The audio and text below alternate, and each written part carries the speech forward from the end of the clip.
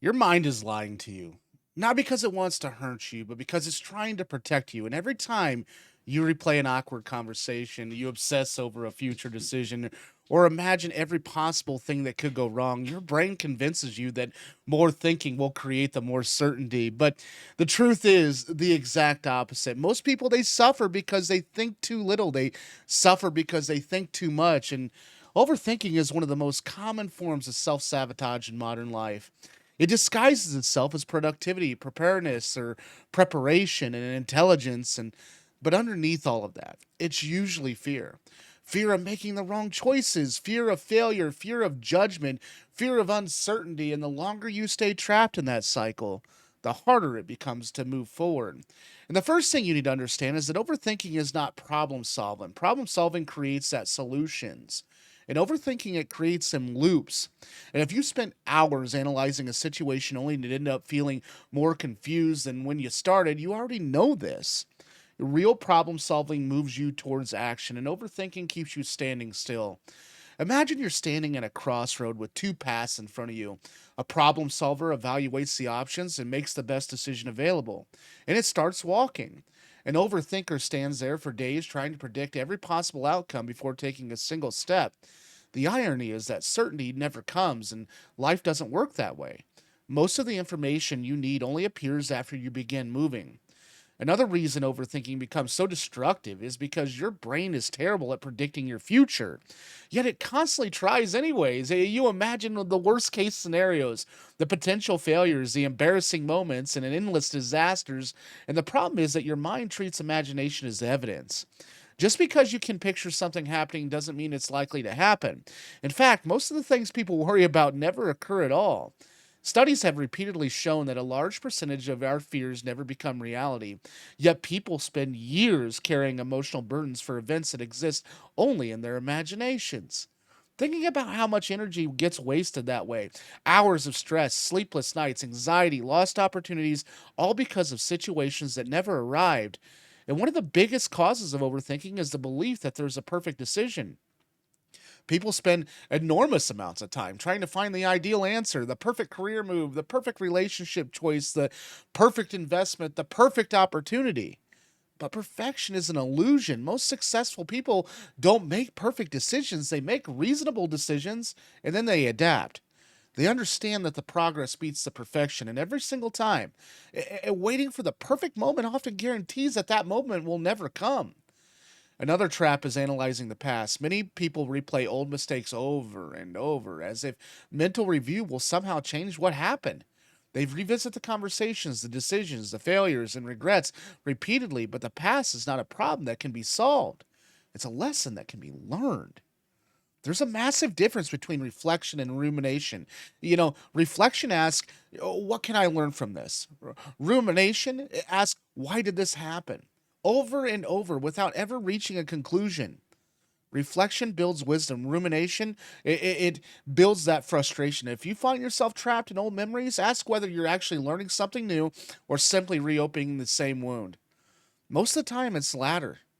And social media has also made overthinking worse than ever. Every day, people compare themselves carefully edited versions of other people's lives. They see success stories, luxury lifestyles, fitness transformations, business achievements, and endless highlights. Then they begin questioning their own progress. Am I doing enough? Am I behind? Am I making the right choices? What they don't see are the failures, the mistakes, the setbacks, the doubts, and the struggles behind those polished images. Comparison creates confusion because you're comparing your entire reality to someone else's best moments, and the result is often more overthinking, more insecurity, less action. And if you want to reduce overthinking, one of the simplest things you can do is reduce the unnecessary comparison. Focus on your path, your goals, and your next step, not someone else's. And here's something that might change the way you think forever. Action creates clarity faster, far faster than thought does. Most people believe clarity comes first. They think they need that confidence before they start. They think they need that certainty before they act, but confidence is usually the result of action, not the cause of it. Think about learning to ride a bicycle. No amount of thinking could teach you balance. And at some point, you had to get on that bike and move. The same principle applies to almost everything in life: careers, relationships, businesses, fitness goals, creative projects, and personal growth all become clearer through action. Waiting for that perfect clarity often means waiting forever. Another powerful strategy is setting limits in decision making. Some decisions they deserve careful thought, and most do not. Yet many people spend 20 minutes deciding what to watch and 30 minutes deciding what to eat, or days deciding between options that have nearly identical outcomes. Decision fatigue drains mental energy, and the more energy you waste on small choices, the less you have available for important ones. Simplify where possible. Create routines. Set deadlines for decisions. Give yourself a reasonable amount of time to think, then commit. The goal isn't to eliminate thought. The goal is to prevent endless thought. Overthinking also thrives on uncertainty. Unfortunately, uncertainty is part of life. No one knows exactly what will happen next week, next month, or next year. Trying to eliminate uncertainty completely is impossible. The people who thrive are not the ones who achieve uncertainty or achieve certainty. They're the ones who become comfortable acting without it. Courage is not the absence of fear. Courage is moving forward despite the fear. And the same applies to uncertainty. Growth happens when you learn to function without knowing every outcome in advance. And one practical exercise is to ask yourself a simple question whenever you catch yourself spiraling: is there an action I can take right now? And if the answer is yes, take it. If the answer is no, then additional thinking is probably not helping. This question forces your brain out of analyzing mode and into action mode. It shifts the focus from might happen to what can be done. And that single shift can dramatically reduce anxiety and improve the decision making. Then the truth is that your life is shaped far more by the actions you take than the thoughts you have. Thinking has value, but only when it serves action. And when thought becomes endless, it turns into a prison. And the opportunities you want, the confidence you seek, the progress you desire, and the growth you hope for are all waiting on the other side of that action. Not perfect action, not fearless action, just action. So the next time you find yourself trapped in a loop of worry, analyzing and endless what ifs, remember this: you don't need to solve your entire future today.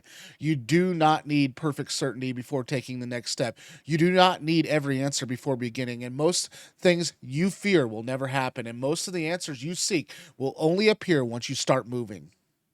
Your mind will always try to convince you to think a little longer, analyze a little deeper, and wait a little more. But your future is not built by waiting, it's built by acting. Stop trying to think your way into a better life. Start moving your way into one. Thanks for watching today. If you found value in today's video, please subscribe. We're looking to build a subscription base here, and without you, we can't do that. So if you would, just subscribe if you found value to this video. And we'll see you guys tomorrow, because I'm here every day. Have a good one.